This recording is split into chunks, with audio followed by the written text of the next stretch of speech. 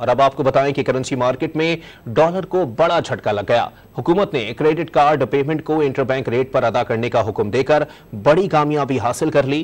कारोबारी हफ्ते के चौथे रोज ओपन मार्केट में डॉलर की कीमत में 18 रुपए की बड़ी कमी देखी गई। डॉलर की नई कीमत 290 रुपए हो गई। करेंसी डीलर्स ने आने वाले दिनों में डॉलर की कीमत में मजीद कमी की पेशगोई कर दी है।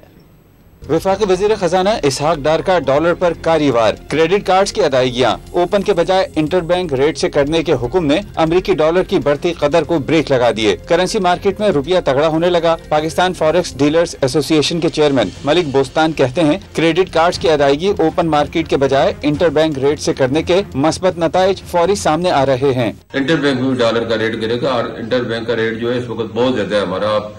मैं श्रीलंका की मिसाल देता हूँ, उनकी जो है जब डिफॉल्ट किया था तो उनको 325 से कम हो गए 295 आ गया।